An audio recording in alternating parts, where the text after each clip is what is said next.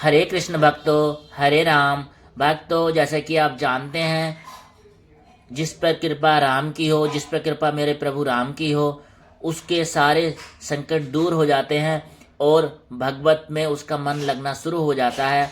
तो जैसे कि हम प्रतिदिन भगवत चर्चा करते हैं, भगवत पढ़ने को मिलती है, ये हमारा बड़ा ही सौभाग्य है। तो उसी को हम डे 6 में कंटिन्यू करते हैं।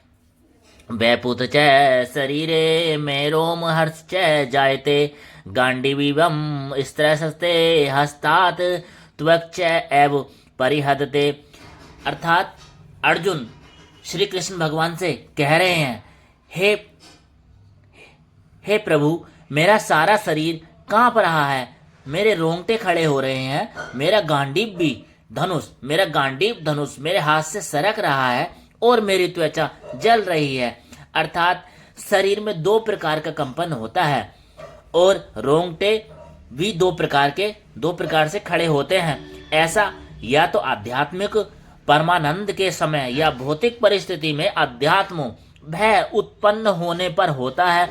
दिव्य साक्षात्कार में कोई भय नहीं होता। इस अवस्था में अर्जुन के जो लक्षण हैं वे भौतिक भय अर्थात जीवन की हानि के कारण हैं। अन्य लक्षणों से भी यह स्पष्ट है कि वह इतना अधीर हो गया कि उसका विख्यात धनुष गांडीव उसके हाथों से सरक रहा है और उसकी त्वचा जलन उत्पन्न हो रही है। ये सब लक्षण देहात बुद्धि से जन्य हैं।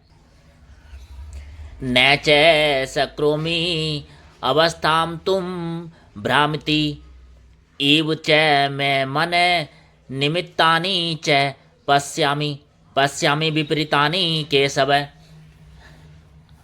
मैं अर्थात अर्जुन फिर कहते हैं, मैं यहाँ अब और अधिक खड़े रहने में असमर्थ हूँ। मैं अपने को भूल रहा हूँ और मेरा सिर चकरा रहा है। हे कृष्ण, मुझे तो केवल अमंगल के कारण दिख रहे हैं।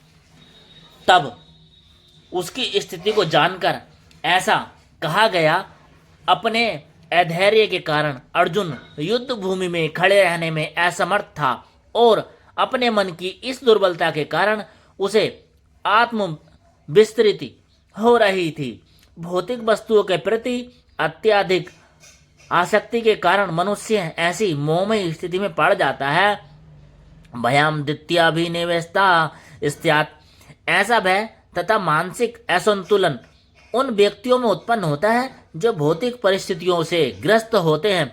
अर्थात अर्जुन को युद्ध भूमि में केवल दुखदायी पराजय के प्रतीत हो रही थी। वह शत्रु पर विजय पाकर भी सुखी नहीं होगा। निमितानि विपरीतानि शब्द महत्वपूर्ण है। निमितानि विपरीतानि शब्द महत्वपूर्ण है। जब मनुष्य को अपनी आशाओं में केवल निराशा दिखती है तो वह सोचता है, मैं यहाँ क्यों हूँ। प्रत्येक प्राणी अपने में तथा अपने स्वार्थ में रुचि रखता है। किसी भी परात्मा में रुचि नहीं होती। कृष्ण की इच्छा से अर्जुन अपने स्वार्थ के प्रति अज्ञान दिख रहा है। मनुष्य का वास्तविक स्वार्थ तो विष्णु या कृष्ण में निहित है।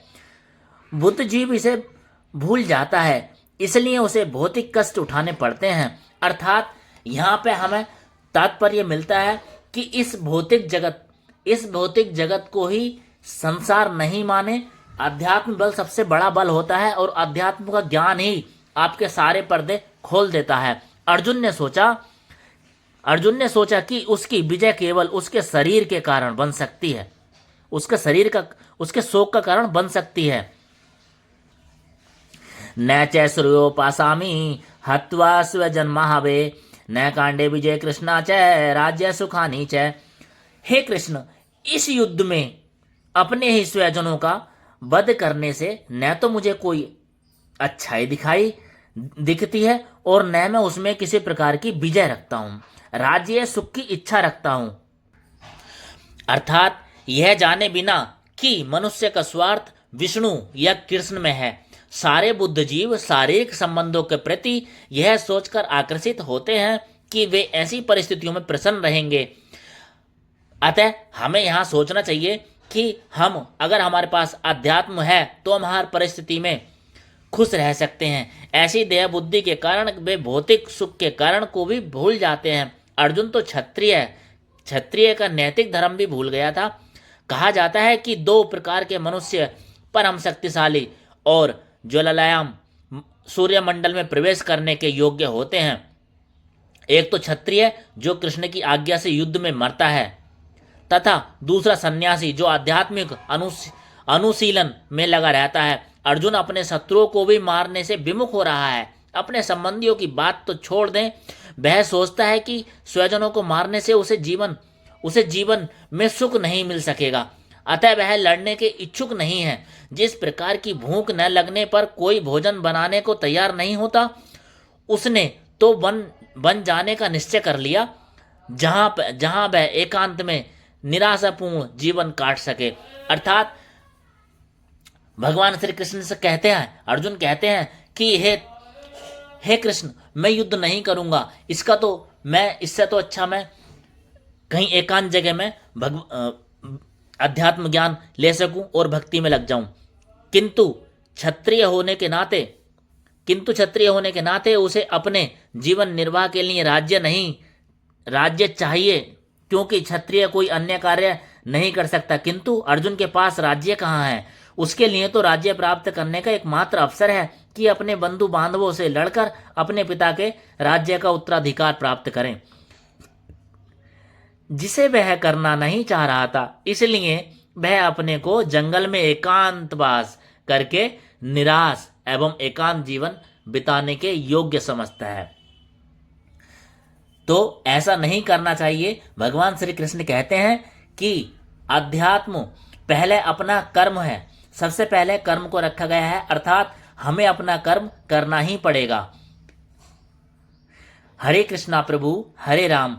हे प्रभुजनों, जो भी गीता ज्ञान सुन रहे हैं, जिनको सुनने मिल रहा है, उनसे मैं क्षमा चाहता हूँ। जो भी त्रुटि हो माफ़ कर देना। भगवान मुझे इसके लिए माफ़ करें और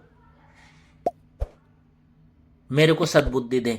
वीडियो अच्छी लगी हो तो चैनल को सब्सक्राइब कर लें, वीडियो को लाइक कमेंट शेयर जरूर कर देना, और ऐसे ही रोज के रोज ज्ञान आप लेते रहें। आप पर भगवान की कृपा ऐसी बनी रहे। बहुत कृपा है आपकी, जो ये आपको सुनने को मिल रहा है, और हम पे भी बहुत भगवान की बहुत कृपा है जो हमको पढ़ने को मिल रहा है। हरे कृष्णा प्रभु हरे राम।